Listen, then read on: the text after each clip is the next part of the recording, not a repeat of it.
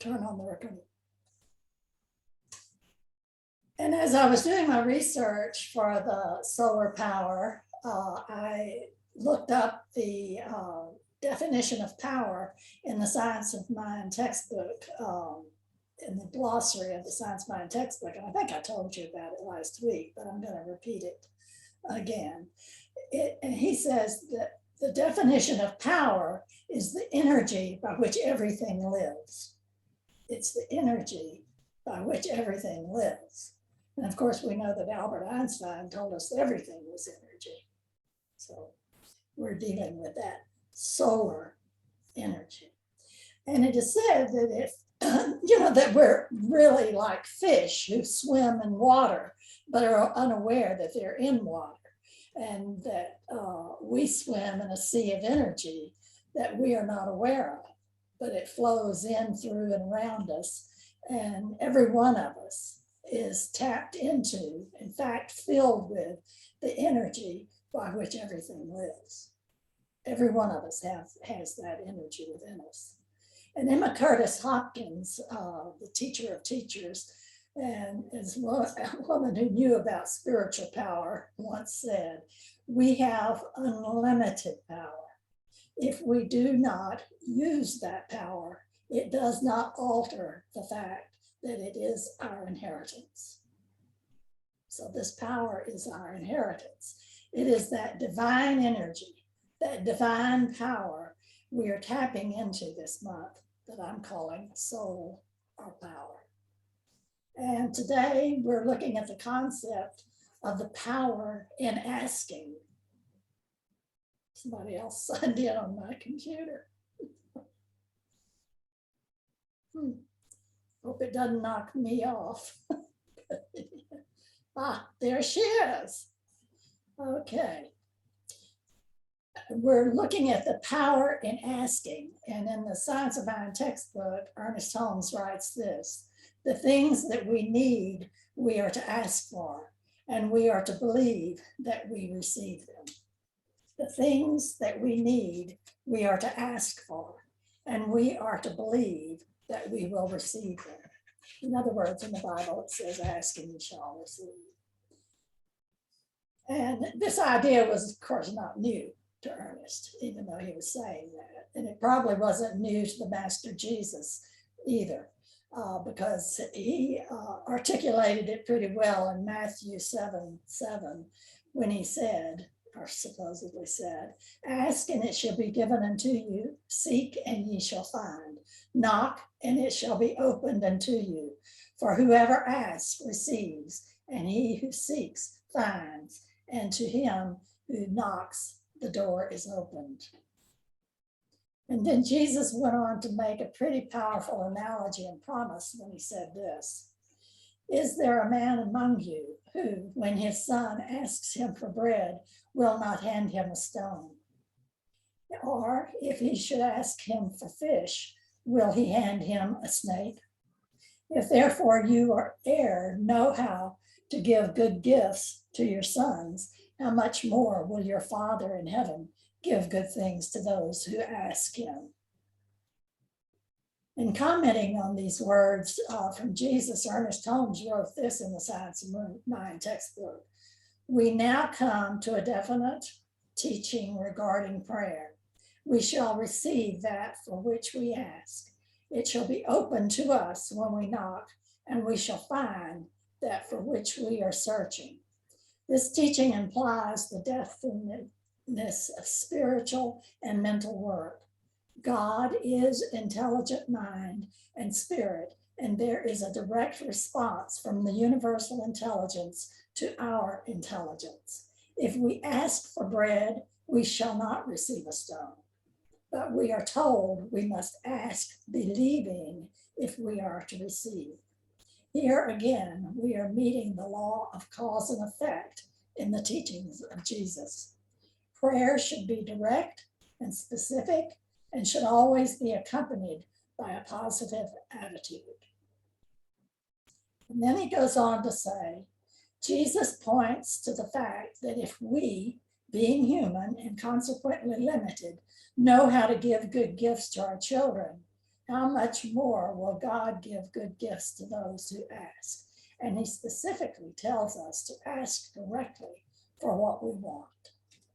To ask directly for what we want.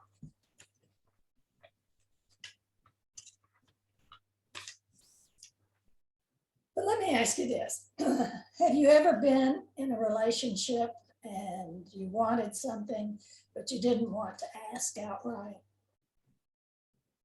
So you hem and hawed, dropping hints and clues, and perhaps you even get upset when your friend or partner didn't pick up on what you thought were your oh so obvious hints. Anyone ever done that? Or am I the only one? Okay, anyone know of somebody else that's ever done that? Then have you ever finally actually come right out and asked for what you want and gotten this response? Of course, all you had to do was ask. All you had to do was ask. Sort of kind of like this. There are several men sitting around the locker room of a private club after exercising, a gym exercise club. And suddenly a cell phone on one of the benches rings. And one of the men picks it up and the following conversation takes place. Hello? Honey, it's me. Are you at the club? Yes. Great. I am at the mall 2 blocks from where you are. I just saw a beautiful mink coat. It's absolutely gorgeous. Can I buy it? What's the price? Only $15,000. Well, okay. Go ahead and get it if you like it that much.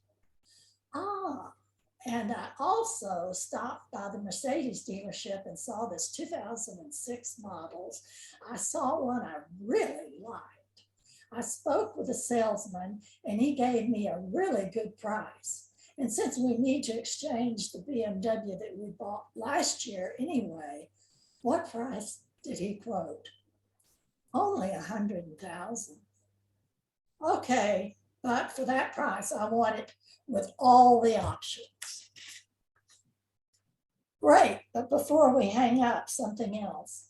It might sound like a lot, but I stopped by the real estate agent this morning and saw that house that we looked at last year. Remember? The one with a pool, the English garden, and the acre of park area, beachfront property.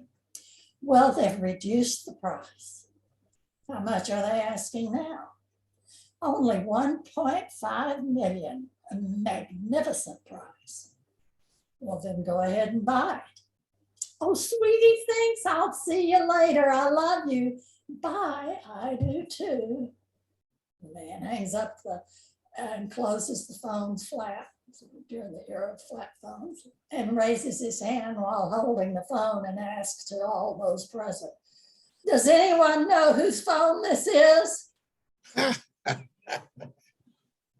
Well, okay. Right. Not quite like that, but you get the drift of what I'm saying. You ask directly and specifically.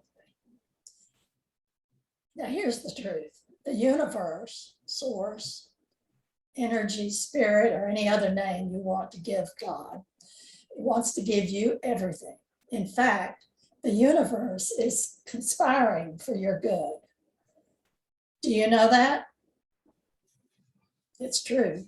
The universe is conspiring for your good. So let's make that statement personal and say it together. The universe is conspiring for my good. The universe is conspiring for my good. And all you have to do is ask, believing, and it is done unto you.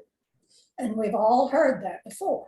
And many of us probably interpreted that to mean beg God in prayer. Beg God in prayer. Well, today I want us to have a clearer understanding about the process of asking. Quantum physics now teaches us that when we give something our attention and it becomes our dominant focus, we are set up an attracting vibration relative to what we are giving our attention to. That is what I mean by the word ask. Becoming the vibration of what you're asking for or what you desire. We have the power to co-create that which is the focus of our intention and attention. And so here's how it goes.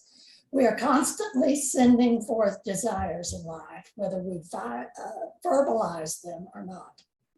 Every time we think, I like this, I don't like that, that feels good, that doesn't, I'd rather this not be happening.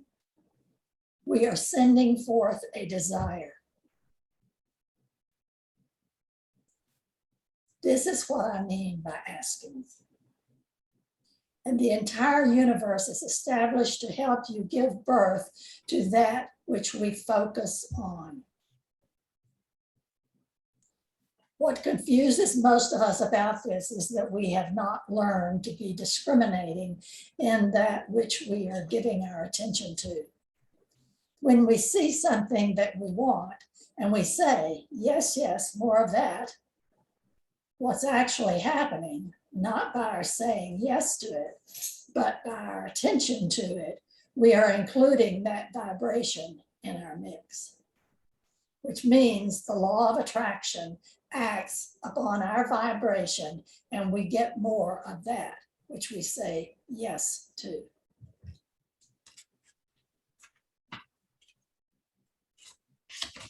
But when we see those things that we do not want and we shout no at them, we also set up a strong vibration through our focus and attention, and the law of attraction goes to work just the same. So when we say no to something, it's really the same as saying yes to it. Yes means yes, and no means yes energetically. So what you put your attention on is what you attract. Whatever you give your attention to means yes. Whatever you give your attention to is what I mean today by asking. Put a new light on the phrase, you're asking for trouble, doesn't it? Don't you get that? God's law receives the direct impress of our thoughts and our feelings and acts upon them and says yes. Whatever is your vibration, whatever is your continued feeling or thought, that will be manifest in your life. And that's why if you're angry with someone, you send them love. You think thoughts of love to counteract the anger. Reconcile this with the idea that the universe is conspiring for your good. And so how can we not ask for those experiences we don't wish to have into our lives? Well, there's a right way of saying no to things, like you do at a smorgasbord of food. I will have some of that, and I will have some of this, and I will have some of this. But have you ever at a buffet line gotten upset about the stuff you don't want on your plate? Have you ever ranted and raved? I can't believe they have the nerve to put beets in the middle of this buffet line. I've never been offended in my life that this is just terrible. Come on, let's go. Let's get out of here. Have you ever acted that way in a buffet line? Of course not. It's ridiculous. You just accept that you don't have to put it on your plate. But in the smorgasbord of life, most of us do get all bent out of shape about those things we don't want in our lives. We put lots of attention on them and we talk about them and we think about them as if we could shout no loud enough or push hard enough, we could just keep those things out of our experience. And the law of attraction says you can't. The harder you push against something, the more you vibrate in harmony with it. And the more you vibrate in harmony with it, the more the law of attraction yields it to you. Not because you're bad or unworthy or deserve bad things, but because your power to create is so strong. So, given our new definition of asking, what are you asking for in your life right now? What you really want is to be happy and stay there, right? And the universe, Spirit, God wants that for you as well. And Jesus said it this way, I have come that you might have life and that you may have it more abundantly. This is your birthright. Your well-being is your legacy. Well-being is what is natural to you. And anything less than absolute well-being, which means anything less than passion, anything less than clarity, anything less than eagerness, anything less than exhilaration, anything less than perfect vitality, anything less than abundance and prosperity relative to all things that you desire, anything less than that means only one thing. You've picked up some bad habits of thought that you are holding on to as beliefs that are pinching off the well-being that would be there otherwise. It means your asking is a little off. So what can you do? Well, continuing our smorgasbord analogy, it's time to begin to use our power in asking by looking at just what we want. Really looking, meaning seeing it done before it actually is done. And even before you take action to get where you want to go, see yourself already there. Imagine the finished place of being there. Imagine the thrill of being there. Get excited about being there and feel like you're there more than you like where you're here. Creative visualization. So do your mental work first and then take the inspired action. Because when you take an action to try to correct something that is wrong, all the action does is amplify what is wrong. There's not enough action in the world to compensate for your vibration. Often I've spoken of knowing the what and then letting the universe, God, figure out the how. Seek the feeling and let the universe determine the best way to manifest that feeling. Here's maybe a metaphor that can help make it a little clearer. Imagine that you're the owner of a huge corporation, and there are 100,000 people who work at various stages and places in this corporation, and you're the one who created it. You imagined it. You saw the need for it. You dreamed it. You found vibrational harmony with your dream, and now it's yours. And there are thousands of employees. Some of them don't know how to use their computers. Some don't know how to file very well. Some can't seem to get along with others. Some are catching on and others aren't. There's constant turnover of people, and they're in and they're out. And they're squabbling over parking places. Some have windows and some don't. And it's an immense organization. And you have a manager that is just incredible, because this manager takes care of all of this. You don't have to deal with anything. You get an idea and you express it softly, and the manager says, consider it done. You get another idea and you envision it, and your manager says, consider it done. You have such an extraordinary manager that you are free. You're not dealing with the nitty-gritty in the parking lot, not dealing with raises or vacations. You're not worried about any of that stuff. You are the visionary, and you have a manager that deals with it effectively and efficiently and perfectly. And you count your lucky stars every day that you found this manager. You give thanks to this manager. Sounds pretty good so far, doesn't it? Well, you have such a manager in your life, and it's called the law of attraction. But most of us don't know that we have that manager. And so we keep thinking that we need to step into those many roles and be the facilitator. And then we got bogged down in all that nitpicking, nitty gritty stuff that doesn't have anything to do with who we really are or with what our vision is.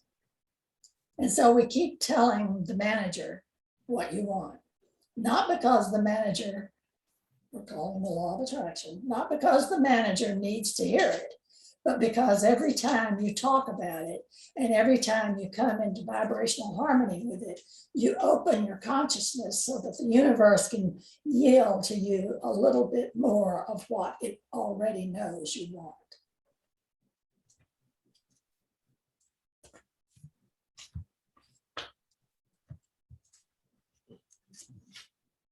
And if you are inspired with these ideas and analogies, I highly recommend reading Ask and It Is Given by Esther Hicks.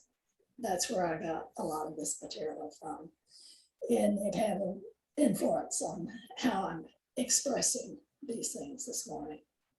But one of the most important elements in the idea of asking, along with knowing what you really want, it is important to understand what our spirit really needs. When stating your request, you must understand and honor the concept of integral need. Look for a moment at the miracle of the loaves and fishes. The people in the crowd experienced a miraculous manifestation of food, but they were not present at the site of the miracle with the intention of being fed. Not physically fed anyway. They were there because they were seeking spiritual food. During the natural course of this search, they became hungry. In other words, their hunger was an integral part of a far more important purpose. And we are told, seek ye first the kingdom of God, then all things will be added unto you. That is why the process of visioning is so important. It helps you tap into what spirit in and through you is calling you to do and be. And it always comes down to expressing more of God. There is power for good in the universe, and you can use it to create more good.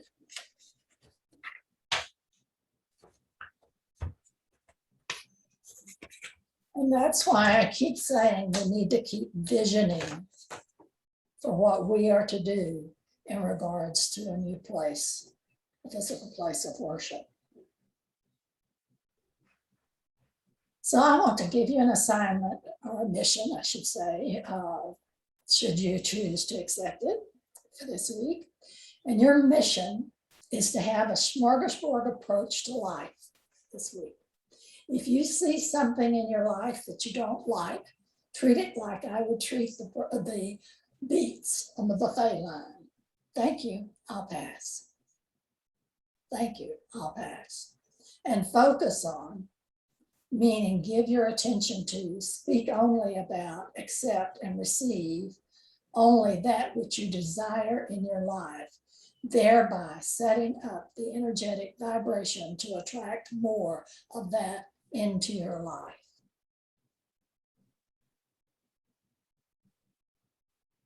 That is why I send love on a daily basis to Tom's son.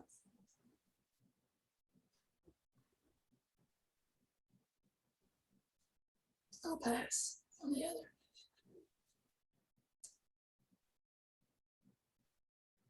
Science of mind. Remember, God is the silent power behind all things, always ready to pour into our experience that which we need. But we must provide a receptive avenue for it as it passes out through us into the outer expression of our affairs. If we allow the world's opinion to control our thinking, then that will be our demonstration. If, on the other hand, we rise superior to the world, we shall create a new pattern. God has given us a power, and we must use it.